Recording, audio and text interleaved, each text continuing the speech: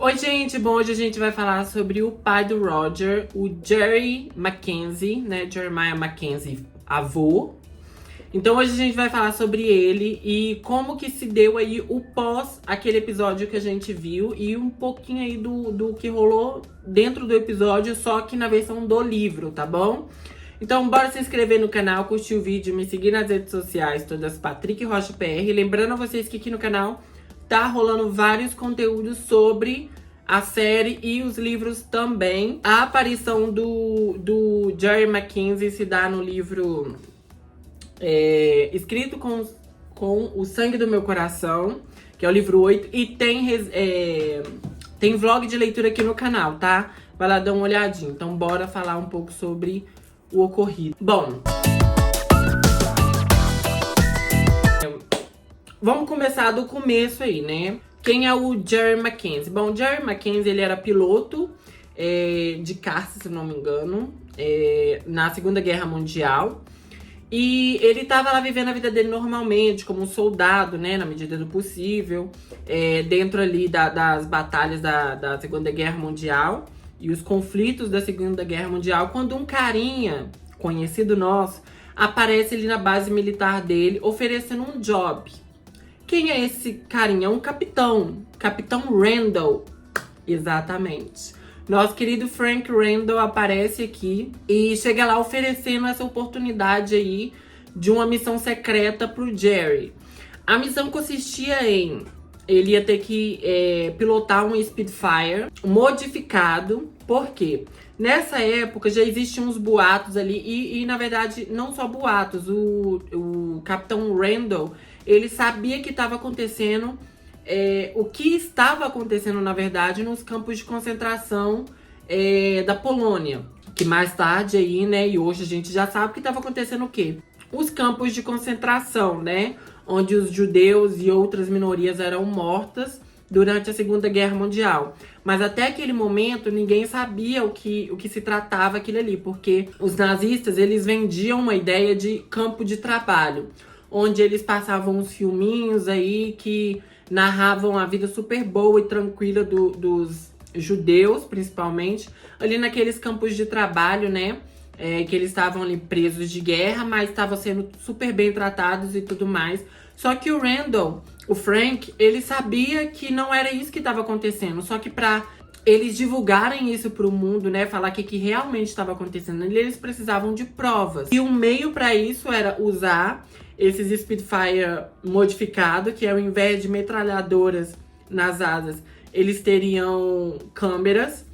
E eles iam meio que sobrevoar esses campos de concentração, que até então eram campos de trabalho, fotografar, fazer imagens daquele ambiente para poder divulgar ao mundo e falar: olha o que está acontecendo aqui, olha o que os nazistas estão realmente fazendo, atrocidade contra a humanidade. Então o plano era esse. O Jerry logo aceitou fazer parte disso, né? Fazer parte dessa missão secreta, né? Aqui no livro, grande parte dessa história que eu tô contando aqui tá nesse livro aqui, ó. O Círculo das Sete Pedras, uma coletânea de histórias Outlander, que é uma história sobre antes, durante e depois dessa viagem no tempo do Jeremiah Mackenzie. Então aqui nesse livro eu vou contar um pouco mais. E aqui fala que o Jerry não sabe como o Frank ficou sabendo dessa notícia, nem o Frank fala como ele ficou sabendo dos campos de trabalho. Ele só dá a missão. Bom, o Jeremiah aceita essa missão e eles vão ali treinar com esses novos aviões a questão da câmera, né? De fotografar e tudo mais. Então, ele mais uma galerinha ali vai sobrevoando ali perto de... É um nome complicado, vou ter que ler. Northumberland. Então, tá sobrevoando esse lugar aí quando a câmera do Jeremiah deu pau. E logo depois a câmera dele dá pau, o avião dá um defeito e os motores param de funcionar. Então ele começa a cair. Só que ele fala ali que o avião meio que plana. Então ele tá ali numa caída controlada. Então ele cai ali nesse lugar e, coincidentemente ou não, porque talvez eu acredito que o avião deu pau justamente por causa do local que ele estava sobrevoando. Ele cai perto de um círculo de pedras verticais. Fala o tempo todo ali, é círculo de pedras verticais. Então, ele cai perto dessa pedra. E ele tá ali com a cabeça doendo, com a dor de cabeça, aquele chiado na cabeça que todos eles escutam perto desses monumentos aí de pedra. Então ele tá ali com essa cabeça doendo e tal, ele meio que caminhando ali, ele encosta na pedra. E ele acaba sendo transportado para 1739. Bom, só um adendo aqui que, como a gente sabe que precisa de uma pedra preciosa para poder fazer essa viagem mais segura, o Jeremiah, ele tinha uma pedra preciosa que era meio que uma pedra da sorte dele, que fala até aqui, ó, que é uma pedra que ele achou, que ele encontrou em uma viagem dele com a Dolly, que é a esposa dele, mãe do Roger. Ele fala aqui, ó: havia encontrado a pedra num morro pedregoso na ilha de Lewis, onde os dois tinham ido passar sua breve lua de mel. Uma safira bruta, tinha dito Dolly, muito rara, igual a você, dissera ele, e lhe deram um beijo. Bom, essa pedra preciosa dele é meio que a pedra da sorte dele, que ele carrega com ele, que foi encontrada na lua de mel. E essa foi a pedra que meio que as pedras de viagem usou para deixar ele fazer essa viagem segura. Bom, quando ele acordou, ele achou estranho porque o clima estava diferente. Quando ele estava sobrevoando, fazendo treinamento ali, o céu estava nublado, estava um tempo escuro, ameaçando de chuva e tudo mais.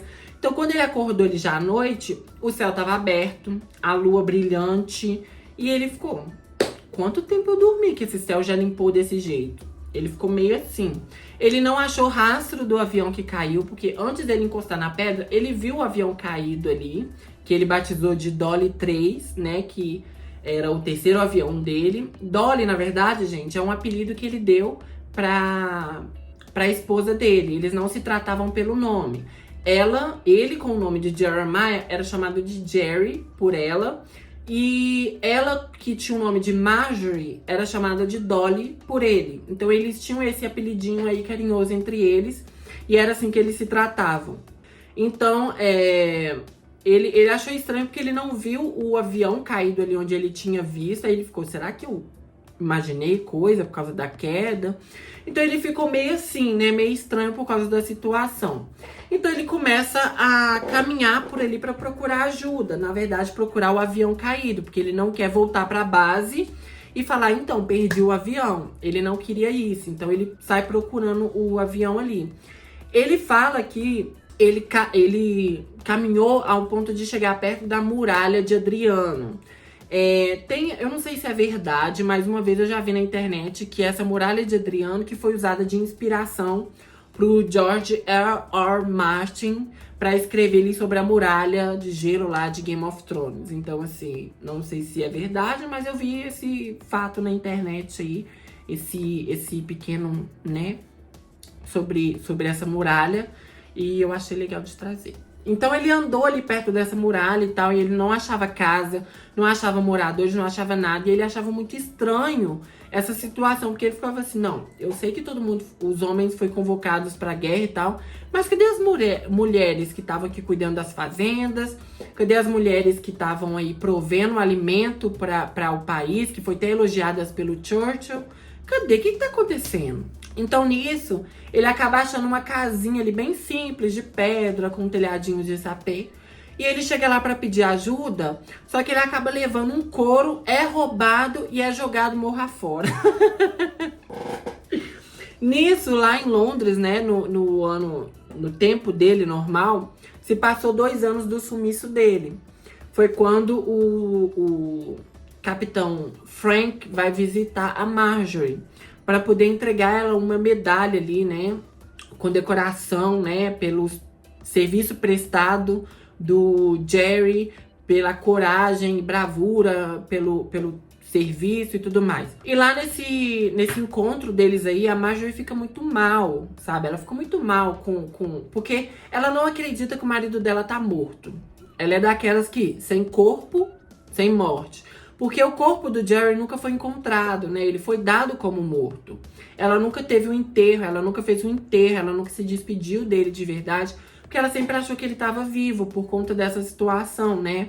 Sem corpo, sem morte. Então, quando o Frank chega lá com essa medalha de condecoração aos serviços dele prestado, ela fica muito chateada, porque ela ainda tem esperanças dele aparecer, mesmo 2 anos depois. Então, ela joga toda a frustração dela em cima dele, ela briga com ele. Ele fala, pela coragem. Ela, que coragem? O povo, ele é obrigado a ter coragem. Você obrigou meu marido a ir, ele não queria ir, ele queria ficar com a gente, ele queria ficar com a família, vocês obrigaram ele a ir. Então, assim, ela vai descontando toda a frustração dela em cima do Frank. E o Frank aceita isso, né? Aceita ali ser o capacho dela naquele momento, porque ele entende o que ela tá passando, né? A frustração que ela tá passando. A mãe da Marjorie tá ali, mas o Roger tentando apaziguar a situação. E o Frank, no meio daquela situação tensa, ele ainda dá uma atenção pro Roger, brinca com o Roger. Ele chega lá, né, e tal, dá essa notícia pra ela, mas logo vai embora. E ela fica ali sofrendo porque ela não acredita que o marido dela esteja morto.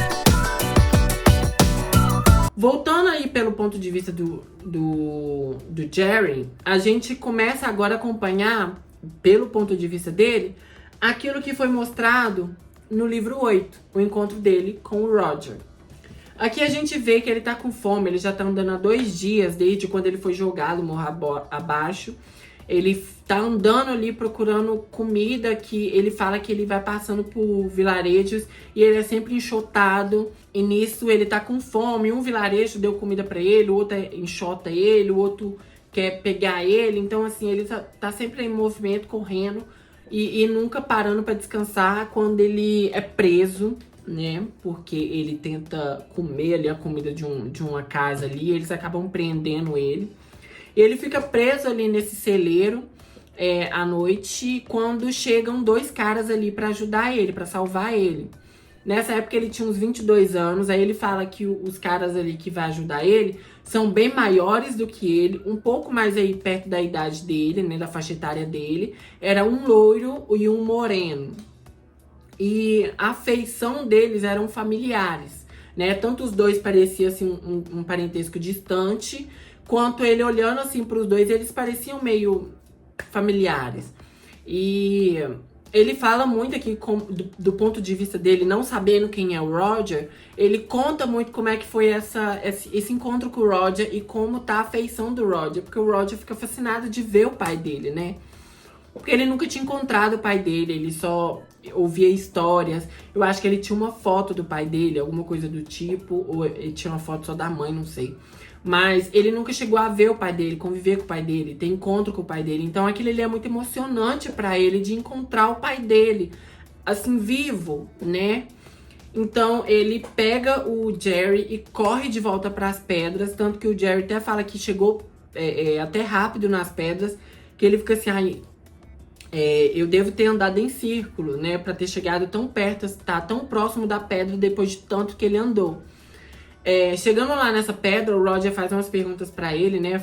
Primeiro ele fala que o Roger, mais o Buck que tá com ele, fala, né, que os dois também são de outro tempo e tal. Ele não fala exatamente qual o tempo que ele tá. No livro, na série, eles têm mais diálogos do que no livro. No livro é muito rápido. Eles pegam o Jerry, fala que eles também são viajantes do tempo e mandam o Jerry de volta. Eles não têm um tempo de diálogo.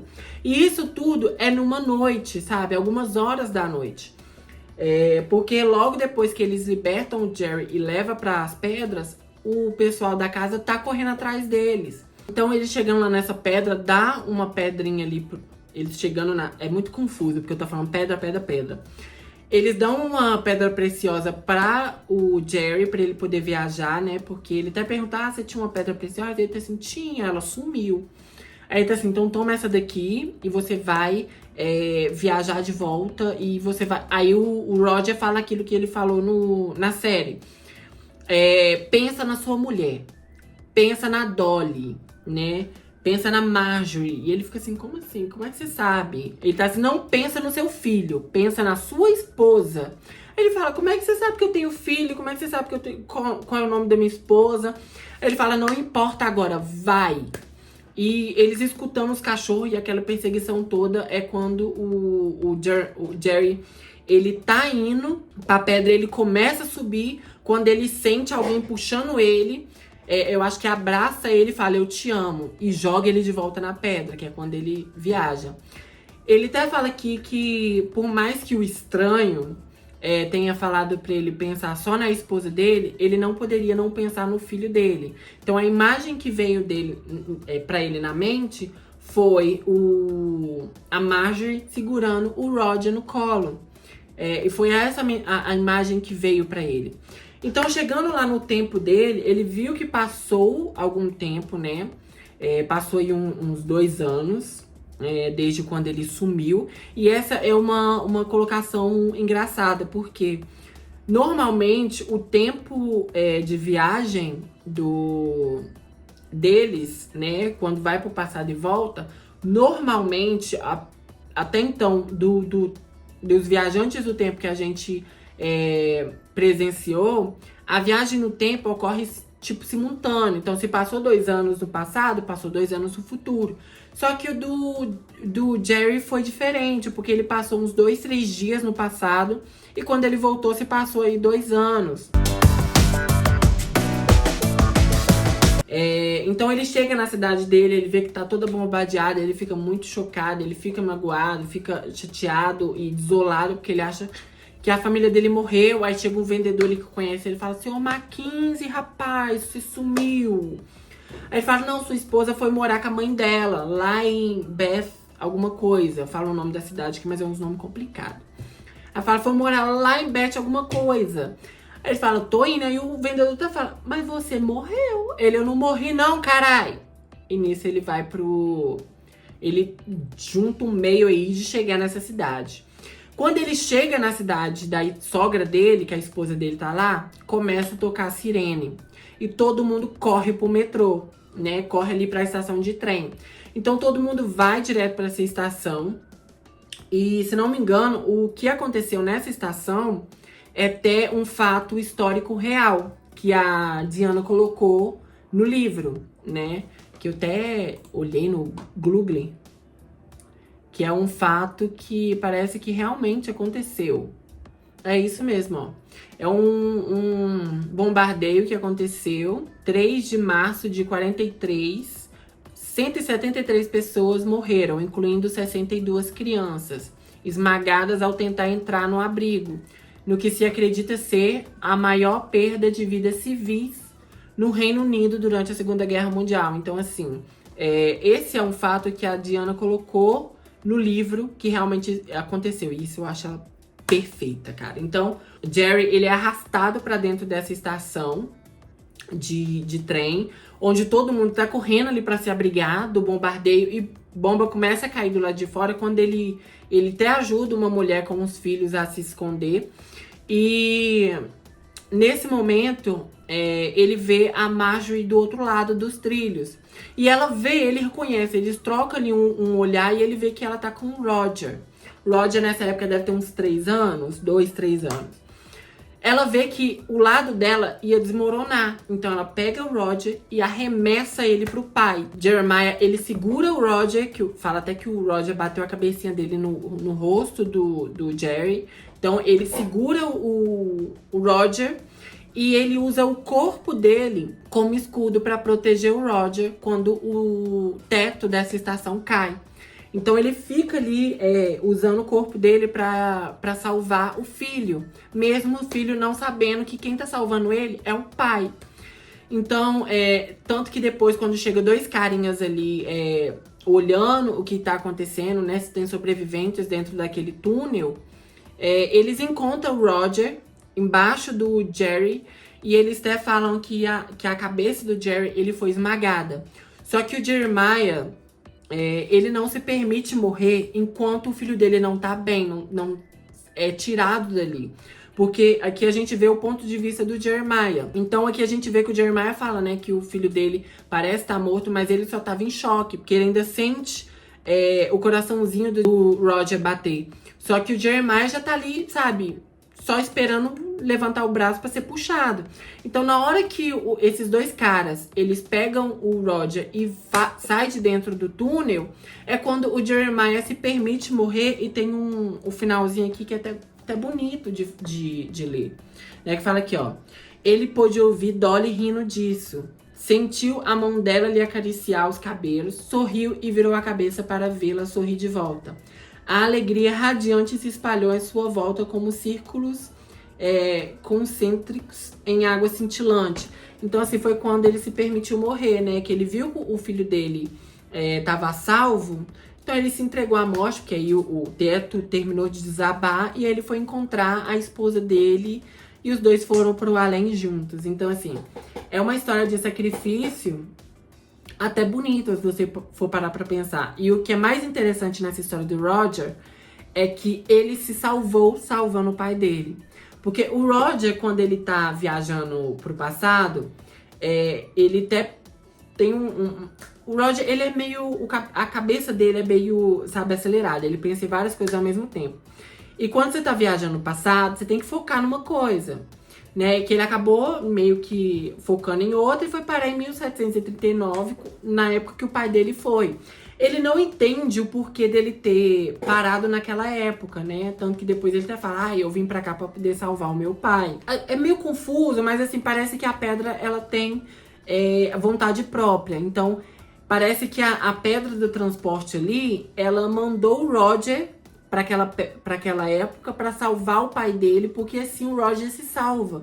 Porque se você for parar pra pensar, se o Roger não tivesse ido pra 1739, o pai dele não seria salvo, o pai dele não voltaria pra 1943 e não salvaria o Roger naquela estação de metrô.